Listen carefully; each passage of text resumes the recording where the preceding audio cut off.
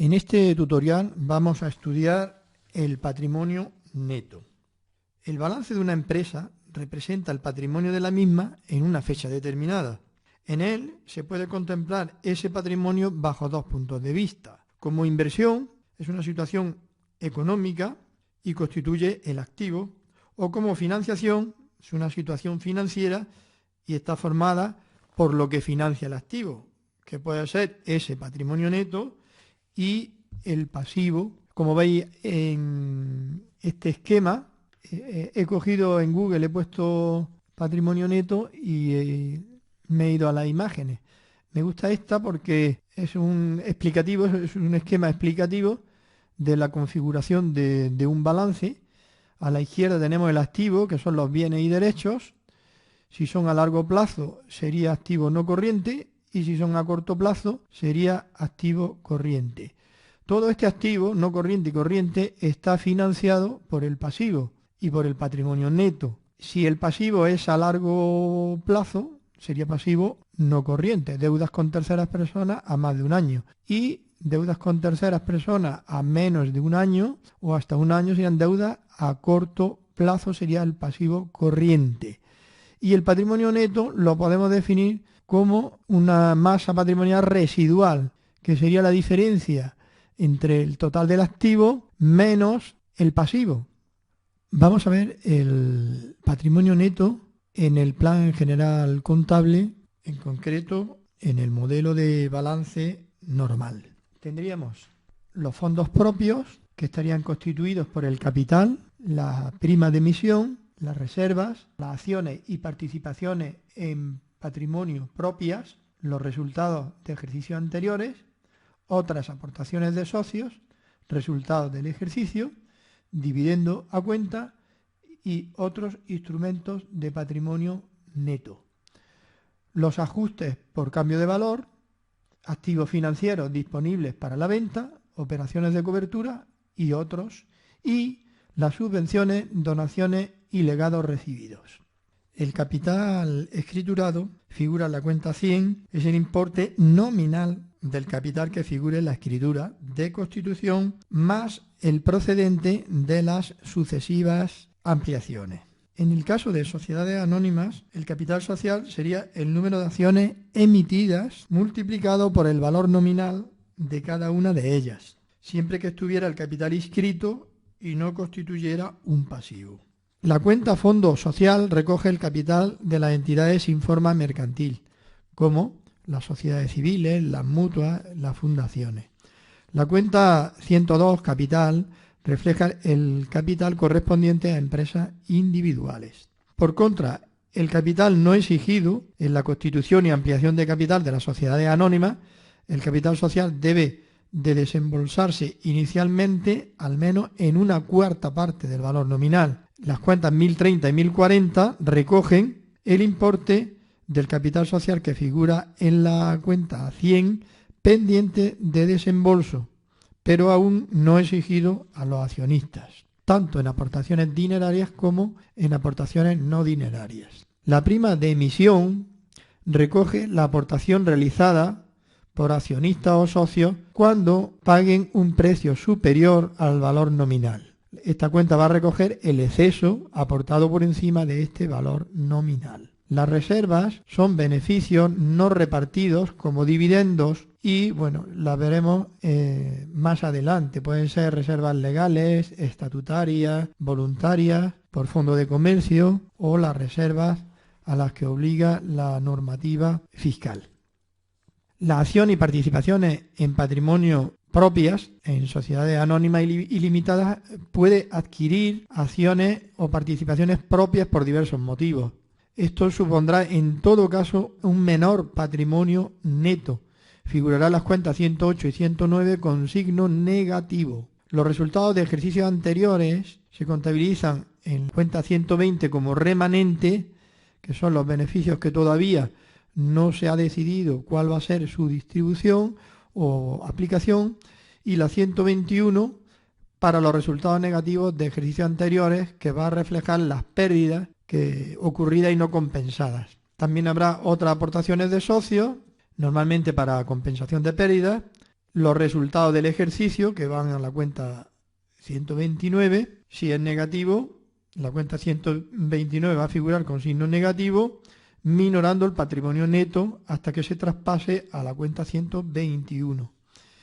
El dividendo a cuenta, las sociedades pueden repartir dividendo a cuenta del beneficio del ejercicio antes de que termine el mismo o una vez finalizado, pero antes de celebrar la Junta General. Como la cuenta 129 figura en el patrimonio neto del balance por su importe total, sin haber restado de ella el dividendo a cuenta, es necesario que figure en la cuenta 557 con signo negativo, para que quede como valor neto el importe pendiente de reparto del resultado del ejercicio. Otros instrumentos de patrimonio neto se recogen instrumentos financieros compuestos a través de la cuenta 1110. Aquí el ejemplo típico es la emisión de obligaciones convertibles en acciones. Los ajustes por cambio de valor son activos financieros disponibles para la venta, se reflejan en la cuenta 133 y pueden tener saldo deudor o acreedor. Operaciones de cobertura, se recoge aquí el importe de las pérdidas o ganancias del instrumento de cobertura que se haya determinado como cobertura eficaz en el caso de cobertura de flujos de efectivo. Cuenta 1340. Y otros, en otros, cajón desastre, se registran las ventajas fiscales materializadas en diferencias permanentes. Cuenta 1370. Y deducciones y bonificaciones en la 1371. Y por último, subvenciones, donaciones y legados recibidos, donde se contabilizan las subvenciones de capital. También veremos la diferencia entre las subvenciones de capital y las subvenciones a la explotación y sobre todo el tratamiento contable de las subvenciones de capital. Para comprender bien este tema, vamos a ver una visión amplia de lo que es una acción, lo que son las acciones y cómo se valoran las mismas, para lo cual voy a acudir a la Wikipedia. En ella podéis ver cómo se define la acción en el mercado financiero como un título emitido por una sociedad que representa el valor de una de las fracciones iguales en que se divide el capital social. En otro sitio he visto que se define como la parte alícuota del capital social. Las acciones generalmente confieren al titular, que es el accionista, derechos políticos, como puede ser el derecho a voto en la Junta de Accionistas, y derechos de tipo económico, como es la de participar en los beneficios de la empresa a través de los dividendos. Normalmente las acciones son transmisibles sin ninguna restricción, es decir, libremente, pero puede haber distintos tipos de acciones, como veremos más adelante. Como inversión supone una renta variable. Tendremos que distinguir, sobre todo a efectos contables, lo que son las inversiones en renta variable. Solo estamos viendo ahora el neto, pero desde el punto de vista del que invierte, siempre la contabilidad tiene las dos caras de la moneda, ¿no? Lo que para una empresa es el neto patrimonial, o puede ser un pasivo, para otra será un activo o una inversión financiera. Habría que ver desde qué punto de vista estamos analizando, ¿no? En cuanto a la clasificación, podemos ver o distinguir acciones comunes u ordinarias. Son las acciones que da derecho al titular a participar en los beneficios de la empresa, dividendos, y votar en las juntas generales de la compañía. Puede haber acciones preferentes, o sea, un título que representa un valor patrimonial que tiene prioridad sobre las acciones comunes en la relación con el pago de dividendos, las famosas preferentes. Acciones de voto limitado son aquellas que solo confieren el derecho a votar en ciertos asuntos y a lo mejor tienen una compensación que es la de un derecho a dividendo superior a las acciones ordinarias. Acciones convertibles son aquellas que tienen la capacidad de convertirse en bonos o viceversa. Los bonos son títulos que representan deuda y las acciones son instrumentos de patrimonio. Pero hay veces que las acciones se pueden convertir en bonos o los bonos se pueden convertir en acciones. Acciones liberadas son aquellas que son emitidas sin obligación de ser pagadas por el accionista, debido a que fueron pagadas con cargo a beneficios o utilidades que el accionista debió percibir. Es decir, se entregan de manera gratuita o parcialmente liberada con precio inferior al valor. Acciones con valor nominal son aquellas en las que se hace constar numéricamente el valor del aporte, y acciones sin valor nominal son aquellas que no expresan el monto del aporte, tan solo establece la parte proporcional que representan del capital social. Y bueno, la acción propia, que se me había pasado, es la acción cuyo titular es la propia entidad emisora. En cuanto a la valoración de la acción, nos vamos a quedar con tres tipos. El valor nominal: como título representativo del capital, la acción se emite con un valor nominal que indica la parte del capital que representa. Este valor nominal en ningún modo determina el valor real de la acción, tan solo en el momento de la constitución servirá como aproximación al valor real. De todos modos, el valor nominal sí tiene importancia, ya que el porcentaje que representa del capital de la empresa va a determinar los derechos de voto de cada acción y también el porcentaje de dividendo que le corresponda. Realmente, para calcularlo, sería igual al capital social dividido por el número de acciones.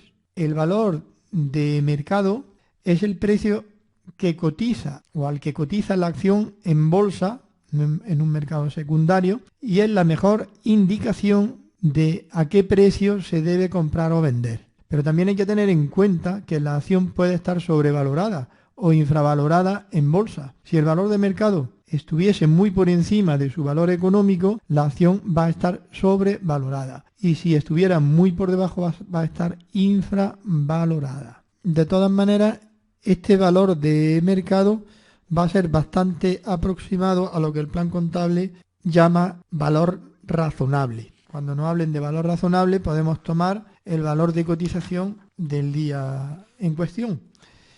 Y el valor contable, valor neto patrimonial, valor teórico, de todas estas maneras se le puede llamar, se calcula a partir del patrimonio neto de la empresa. Es decir, patrimonio neto dividido por número de acciones nos va a dar el valor contable o valor teórico de la misma.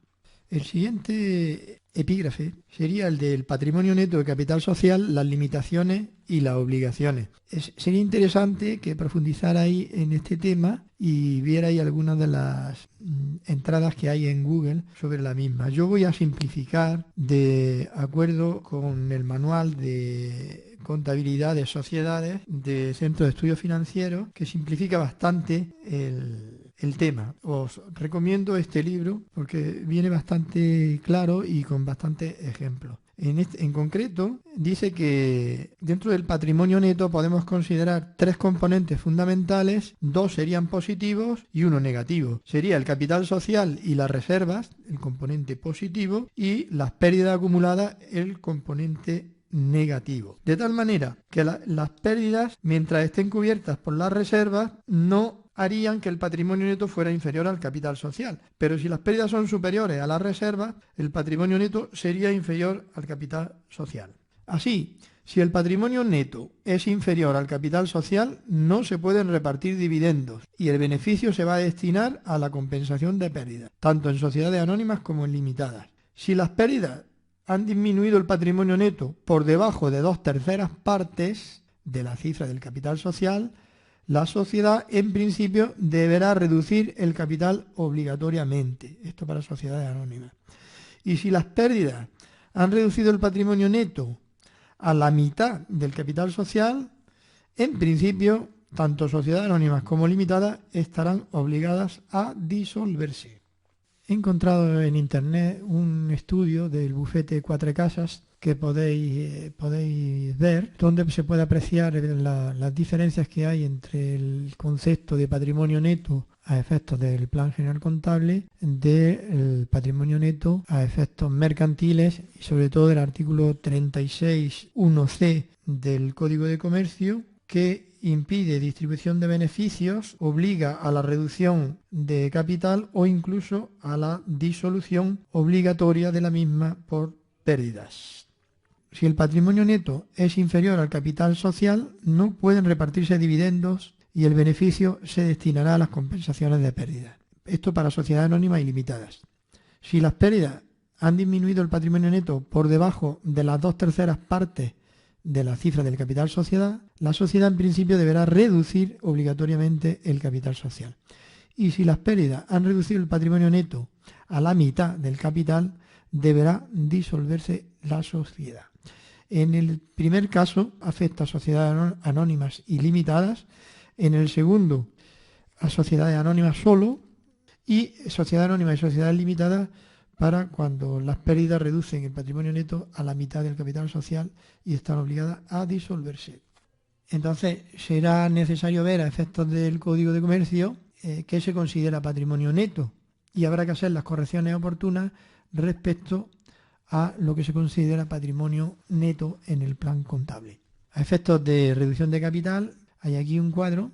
Los fondos propios tendrán la suma de los dividendos pasivos, la suma del capital registrado contablemente como pasivo, los préstamos participativos. También se suman las cantidades contabilizadas como pérdidas por deterioro derivadas del inmovilizado material, inversiones inmobiliarias y existencia, y en ajustes por cambio de valor se suman o se restan, depende del saldo, por los cambios de valor originados en operaciones de cobertura de flujos de efectivo pendientes de imputar a la cuenta de pérdidas y ganancias.